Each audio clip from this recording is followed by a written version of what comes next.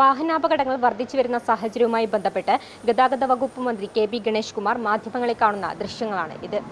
ഒരു പരിഹാരമായിട്ടില്ല, ഒരു ദീർഘമായൊരു പരിഹാരം നടക്കുകയുള്ളൂ. കാരണം നമ്മൾ കുറച്ചുകൂടി സ്ട്രിക്റ്റ് ആവുക, എൻഫോഴ്സ്മെൻറ്റ് സ്ട്രിക്റ്റ് ആവാൻ മാത്രമേ ഗവൺമെൻറ് കഴിയത്തുള്ളൂ. കാരണം നിയമങ്ങൾ ലംഘിക്കുകയാണ്. റോഡിലൂടെ ആളുകളും അങ്ങോട്ടും ഇങ്ങോട്ടും ഓടുന്നു. ബസ് ഓടിക്കുന്നവരും ശ്രദ്ധിക്കുന്നില്ല, മറ്റ് വാഹനങ്ങൾ ഓടിക്കുന്നവരും ശ്രദ്ധിക്കുന്നില്ല. ബൈക്കിൻ്റെയൊക്കെ തന്നെ സ്പീഡ് വല്ലാതെ കൂട്ടി ഓടിക്കുക. നമുക്ക് എല്ലാ സ്ഥലത്തും ഗവൺമെൻറ്റിന് പോലീസിനെയോ അല്ലെങ്കിൽ മോട്ടോർ വെഹിക്കിൾ ഡിപ്പാർട്ട്മെൻറ്റിനെ നിയമിക്കാൻ ബുദ്ധിമുട്ടാണ്. അപ്പം നമ്മൾ തന്നെ ഒരു അച്ചടക്കം, ഡ്രൈവിംഗ് ഡിസിപ്ലിൻ എന്ന് പറയുന്ന ഒരു അച്ചടക്കത്തിലേക്ക് എല്ലാവരും പോകണം. ഓരോ ഡ്രൈവറും പോകാതെ നിവൃത്തിയുണ്ടെന്ന് എനിക്ക് തോന്നുന്നില്ല. കാരണം അത് നമ്മുടെ റോഡുകളിലെ കപ്പാസിറ്റിയേക്കാൾ അധികം വണ്ടികളാണ് ഓടുന്നത്. അപ്പോൾ അതുകൊണ്ട് നമുക്ക് അങ്ങനെ ചില പ്രശ്നങ്ങളുണ്ട്. പിന്നെ മാക്സിമം നമ്മൾ ശ്രമിക്കുകയാണ്, പരമാവധി കുറയ്ക്കാൻ ശ്രമിക്കുന്നുണ്ട്. പക്ഷേ എങ്കിലും ആക്സിഡൻ്റ് എന്ന് പറയുന്നത് സംഭവിച്ചു പോകുന്നതാണ്. നമുക്ക് പരമാവധി ശ്രമിക്കാം എന്നുള്ളതേ ഉള്ളൂ. പിന്നെ ഈ മത്സര ഓട്ടം, ബസ്സുകളുടെ മത്സര ഓട്ടം തിരുവനന്തപുരം സിറ്റിയിൽ അത്ര വലിയൊരു മത്സര ഓട്ടം ഇല്ല. ഇപ്പോൾ എന്താണ് സെക്രട്ടേറിയറ്റിന് മുമ്പിൽ സംഭവിച്ചതെന്ന് ഞാൻ വിവരം കിട്ടിയിട്ടില്ല, ഞാൻ അന്വേഷിച്ചിട്ട് പറയാം.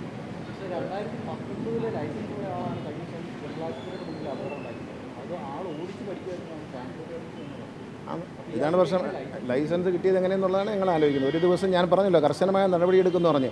ഇത് ഈ ഗവൺമെൻറ്റിൽ ഞാൻ മന്ത്രിയായി വന്നതിന് ശേഷം കഴിഞ്ഞ 1-2 വർഷമായി ഒരു കാരണവശാലും ലൈസൻസ് അങ്ങനെ വാരി വലിച്ച് കൊടുക്കൂലാൻ തീരുമാനിച്ചു. അത് അട്ടിമറിക്കാൻ വേണ്ടി ഇവിടെ ഒരുപാട് ശ്രമിച്ചു, മാധ്യമങ്ങളെയൊക്കെ തെറ്റിദ്ധരിപ്പിച്ചു. പക്ഷേ എൻ്റെ നിലപാടിൽ ഉറച്ചു നിൽക്കുന്നു. ഇപ്പോൾ ഡ്രൈവിംഗ് പഠിച്ചിറങ്ങുന്നവർക്ക് മെച്ചപ്പെട്ട ഡ്രൈവിംഗ് തന്നെയാണ്. കാരണം ഒരാളെ ഡ്രൈവിംഗ് കഴിച്ച് കേരളത്തിൽ പരീക്ഷ എഴുതുന്നതിൽ 48% മുതൽ 50% വരെ മാത്രമേ ജയിക്കുന്നുള്ളൂ. മറ്റത് 125 ഒരു പരീക്ഷ എഴുതിയാൽ 124 പേരും പാസ്സായിപ്പോയ കാലത്താണ് ഈ ലൈസൻസൊക്കെ. അങ്ങനെ ലൈസൻസ് വ്യാപകമായി കൊടുക്കുന്ന തെറ്റാണ് എന്ന് ഗവൺമെൻറ് തീരുമാനിച്ചു. അതുകൊണ്ടാണ് ഗവൺമെൻറ് കർശന നിലപാടെടുത്തത്.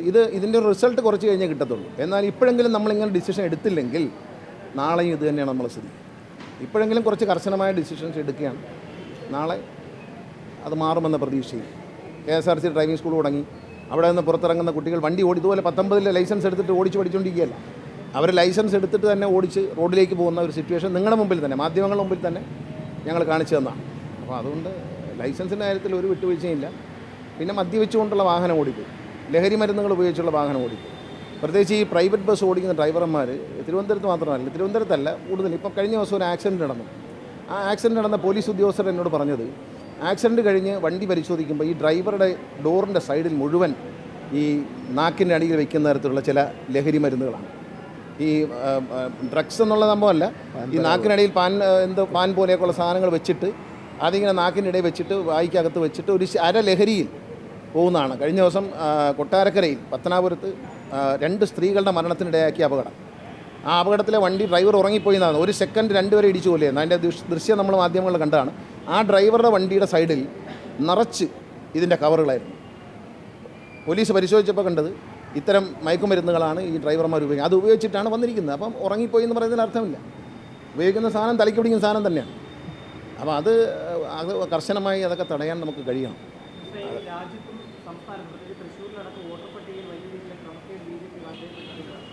ഇല്ല, എൻ്റെ മണ്ഡലത്തിൽ സത്യം പെട്ടില്ല. പക്ഷേ അത് ജനാധിപത്യത്തിന് വലിയൊരു ഭീഷണിയാണ്.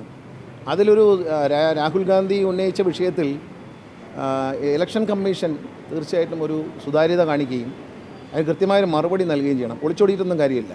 കാരണം ഡെമോക്രസിയാണ് ഇന്ത്യയുടെ ഏറ്റവും വലിയ ശക്തി. ആ ഡെമോക്രസിയിൽ ഇങ്ങനെ ഒരു തട്ടിപ്പ് നടക്കുന്നു എന്ന് പുറത്തു വന്നാൽ നമ്മുടെ ജനാധിപത്യത്തിലുള്ള വിശ്വാസം ജനങ്ങൾക്ക് നഷ്ടപ്പെടും.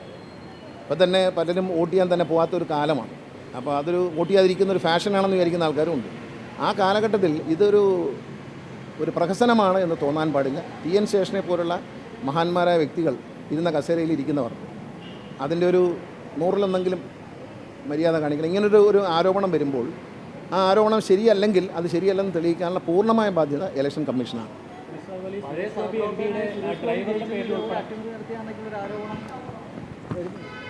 വേറെ വിഷയങ്ങൾ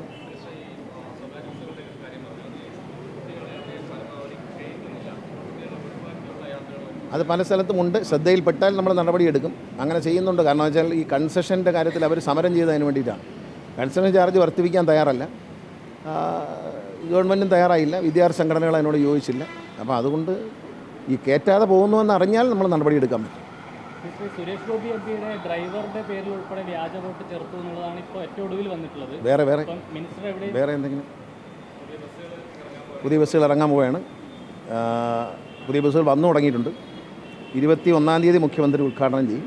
അത് കഴിഞ്ഞാൽ 22, 23, 24 കനകക്കുന്നിൽ വെച്ച് ഒരു മോട്ടോർ ഷോ നടത്തുന്നുണ്ട്.